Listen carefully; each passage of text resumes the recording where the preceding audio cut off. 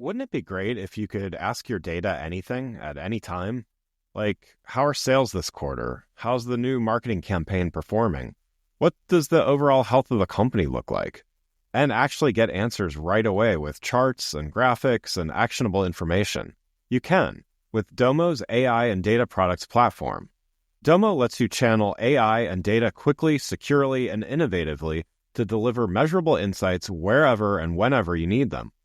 Anyone on your team can use Domo to easily prepare, analyze, visualize, automate, and distribute data, all amplified by AI. Domo goes beyond productivity. It's designed to transform your processes, helping you make smarter and faster decisions and drive real growth. All powered by Domo's trust, flexibility, and years of expertise in data and AI innovation. The world's best companies rely on Domo to make smarter decisions. See how Domo can help transform yours. Learn more at ai.domo.com. That's ai.domo.com. The Agile brand.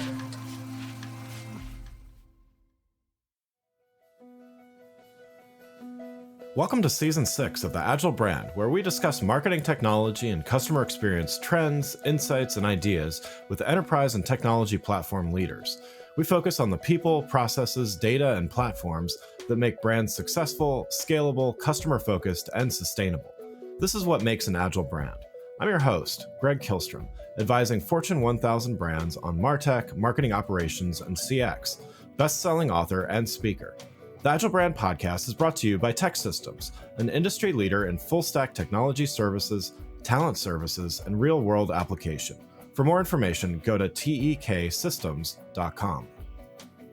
Before we get started, I wanted to let you know that my latest book, Priority is Action: 7 Principles for Better Strategies, Decisions, and Outcomes, is now available.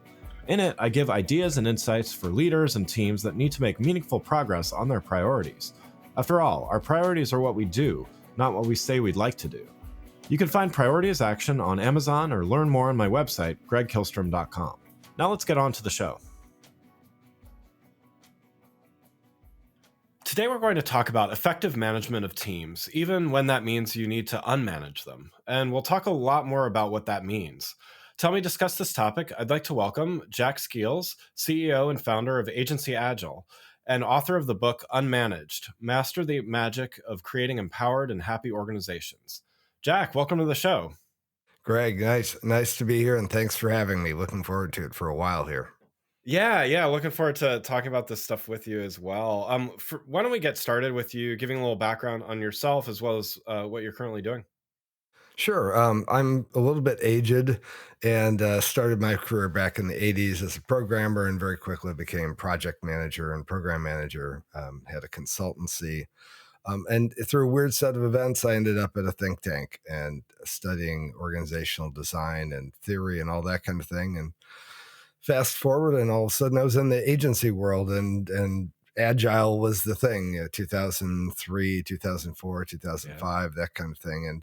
And I started looking at it, the confluence of complex workplaces, matrixed organizations, multi-manager organizations, and Agile, and it was a huge, huge problem. And so that was the birth of a company that I called AgencyAgile, and with the idea of doing Agile differently, more effectively, and the like. And we're actually rebranding soon to be Better Company. But it's been a 14-year run, 220 companies. We're still cranking along and helping these organizations get way more efficient by, as the book suggests, unmanaging, or managing less and managing better. Nice, great. Well, yeah, let's dive in here. And so, a lot of what we're going to talk about is based around your book, Unmanaged. And so, this concept of unmanaging and, what exactly it means, as well as how to do it effectively or not do it effectively, maybe, I don't, depending on the definition. So let's start with the title of the book, Unmanaging. How did you first become interested in this concept and kind of create it? Well, it goes way back. And as I mentioned, I was a programmer, it's what they called them back then, right? A programmer back then. I was a bit of a hotshot in the light, but I hated project managers. I mean, I actually hated my managers because I thought they don't understand anything about what I'm doing, which was an exaggeration. But in a sense, most interactions actually slowed me down, right? And I but strangely enough, I became a project manager because it paid more. And I took on this attitude, which was I wanted to be the project manager that I wish I'd had. Mm. And it ended up being this sort of lazy project manager. And in that way, I ended up picking up some sort of agile techniques very early on in the 1980s. But basically, it was, what do people need? Do they need anything? If not, I'm going to shut up and stay out of the way, right? Right. And Right. my teams loved me for this sort of what I called the lazy manager. In fact, I have an article in entrepreneur.com on it, why the lazy manager wins or something like that. And I've always been fascinated by managing the own effect to me, which was I didn't have to worry about stuff as much because the team was worrying about it. And so that was just sort of the origin. And then it took a while to percolate, but here it is finally out. Yeah.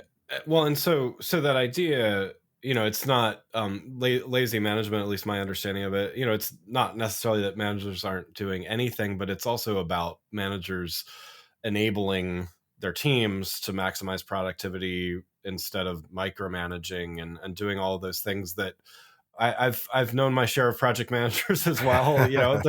There's good ones and bad ones, but yeah, definitely the micromanagement or the over managing, all of that kind of stuff. So, can you provide some examples maybe of, what does this look like when it's done well?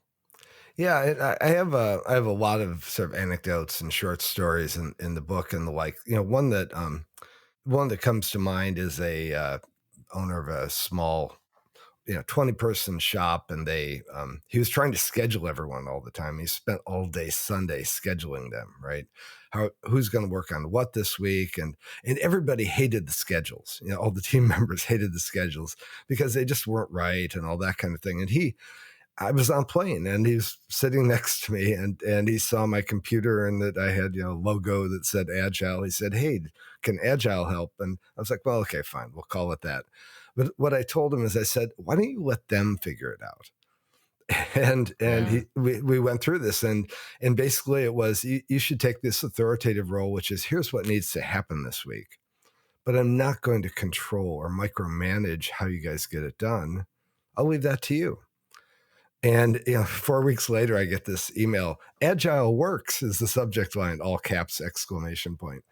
And what he had done, he reclaimed his Sunday by actually not doing as much work, right? By actually maybe assuming people can figure stuff out on their own. And I think that that's the tendency, is that when one views oneself as a manager, the word, by the way, comes from manage, was used before the industrial era to mean tending a flock of animals, right? And so Yeah. there's the superior thing to it. And I think if you diminish the superior thing, all of a sudden you start saying, well, it doesn't have to be me figuring this out. And in fact, teams mostly like figuring it out on their own. Yeah. Yeah. And, so I would imagine there are cases where, teams need some guidance and they need some support. So, unmanaging, I would imagine, doesn't mean no oversight and no guidance or whatever, but it's about the balance. And it's I think one of the things, I don't want to get too much into agile semantics here for the Mhm. for the audience's sake, but Sure. what I think what you're talking about is really embracing agile principles, not necessarily Scrum, safe, Scrum, Yeah, whatever exactly. Yeah. like flavor someone wants to kind of translate those principles into.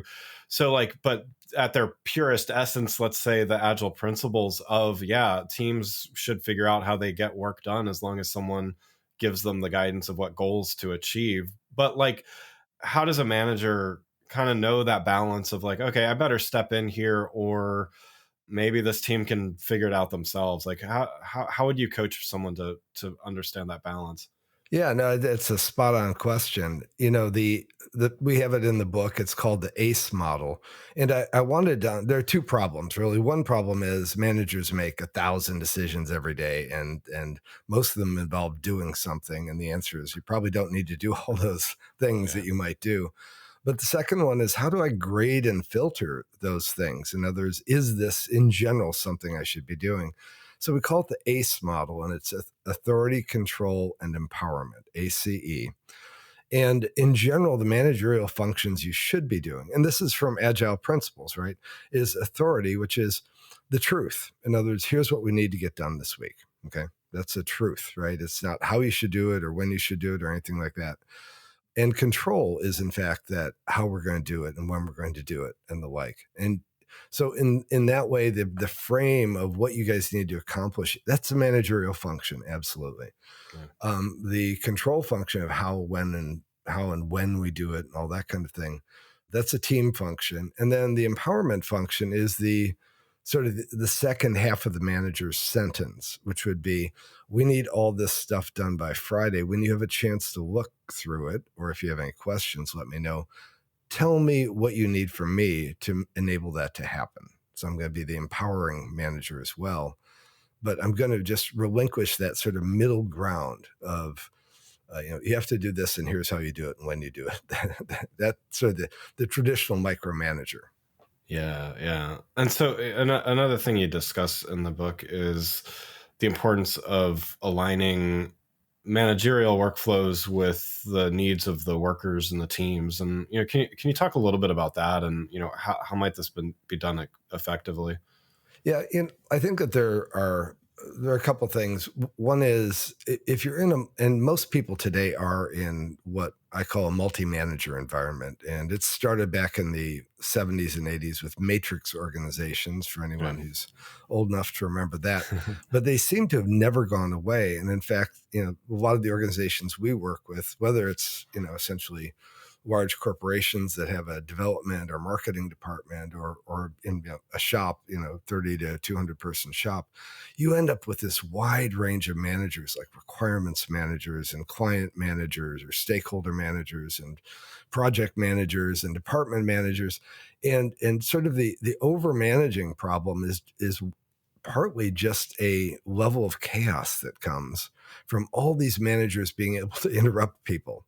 Right. And so part of this is, one, we'd like to minimize unnecessary managerial activity, and that'd be great, but we'd also like to channel it. And again, back to an agile principle, we've modified the stand-up. We have a very cool version of the stand-up meeting, which is designed to actually channel all managerial conversation into it, which is part of the idea in the classic agile form. But we sort of put it on steroids because it's very hard to create quiet during the day, quiet when people can get work done, but it's a lot easier to create noisy. And so we sort of turn it upside down and say, fine, let's make the noisy time really effective with the idea that maybe there won't be so much noise during the rest of the day. Wouldn't it be great if you could ask your data anything at any time? Like, how are sales this quarter? How's the new marketing campaign performing? What does the overall health of the company look like? And actually get answers right away with charts and graphics and actionable information. You can with Domo's AI and data products platform. Domo lets you channel AI and data quickly, securely, and innovatively to deliver measurable insights wherever and whenever you need them. Anyone on your team can use Domo to easily prepare, analyze, visualize, automate, and distribute data, all amplified by AI. Domo goes beyond productivity. It's designed to transform your processes, helping you make smarter and faster decisions and drive real growth, all powered by Domo's trust, flexibility, and years of expertise in data and AI innovation. The world's best companies rely on Domo to make smarter decisions. See how Domo can help transform yours. Learn more at ai.domo.com. That's ai.domo.com. Let's talk about maybe that rest of the day, then the efficiency and operating effectively and everything. So another thing you talk about in the book, emphasize the importance of reducing managerial overhead and unnecessary meetings and bureaucracy. Kind of to your last point, can you provide maybe some tips for those listening out there that want to streamline organizations, make them more efficient? I'm sure many people out there many of the consulting clients I work with they're so booked in meetings that getting time on their calendar is like looking 3-4 weeks out. So, there's lots of people like that out here. What would your advice be? Well, that's a great question. I think I'm going to take on meetings first. And I think people try to make meetings more efficient, not realizing that the side effect may be more efficient meetings means there's more time for meetings, right? Yeah, right. And The real thing is, the way to think about meetings is meetings are a symptom, not a problem, or, they're not Yeah. a driver. In other words, that they calling a meeting is a very natural human thing. Let's get us all together to figure this out. And the question is, why do you need to do that? What failed in the rest of the process? And a lot of times that's the poor briefings or inadequate scoping or lack of alignment and stakeholders and managers. And when you fix those things, then the meetings just start dissolving and the like. And so, that's one of the big things, is that whole ethos of, do we need to have managerial things like meetings happening, and without it, essentially organizations get biased and think if it's managerial, it must be positive, right? Okay, we're Right. managing it, right? Right. And in fact, every managerial interaction costs productivity.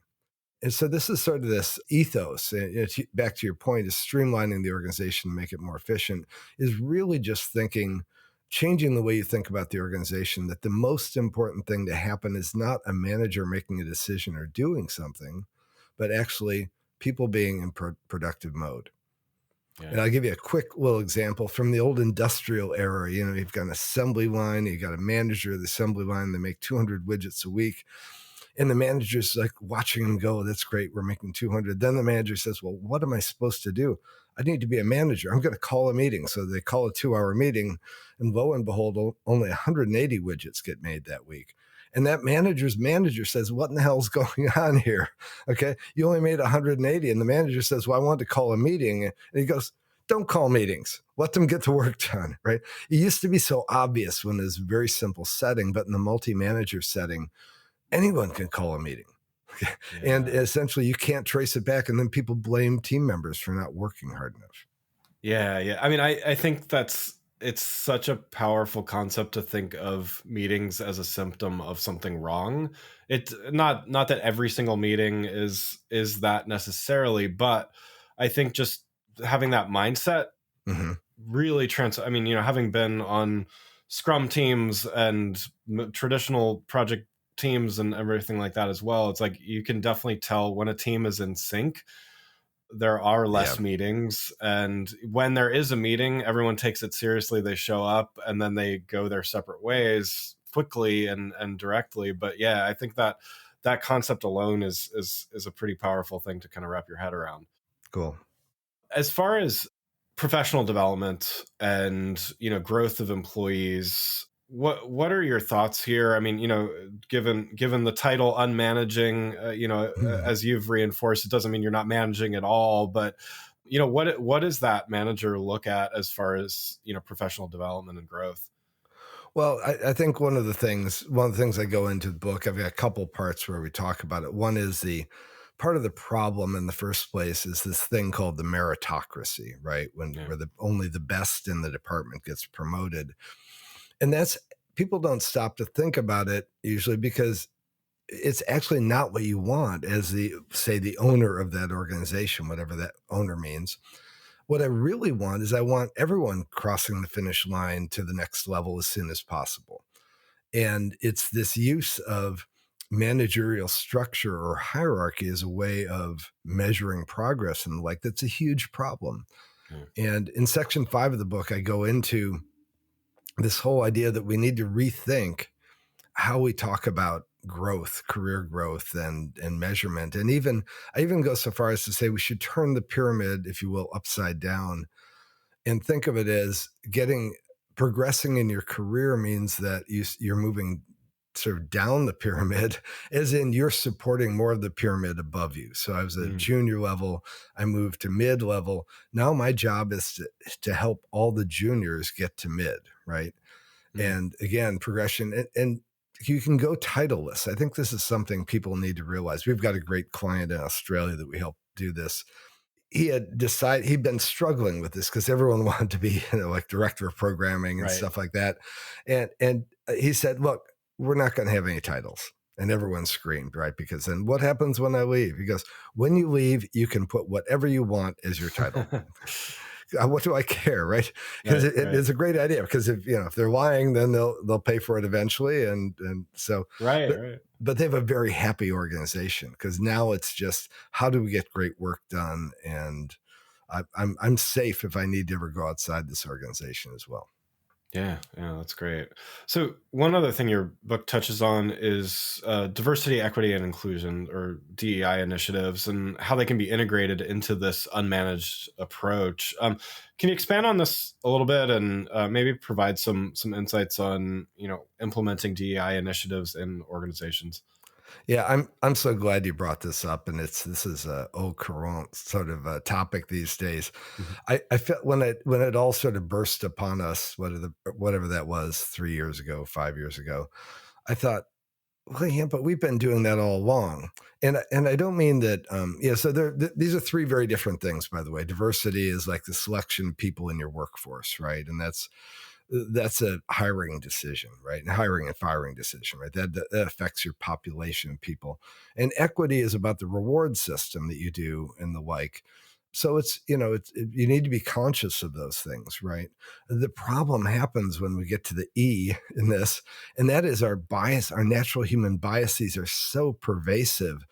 And the great research by Deloitte and a university, where they discovered that the single greatest factor in manager to worker personnel review, annual reviews, was how many values the manager shared with the worker. In other words, they Mm. like them, they think about the same things, whatever, listen to the same music.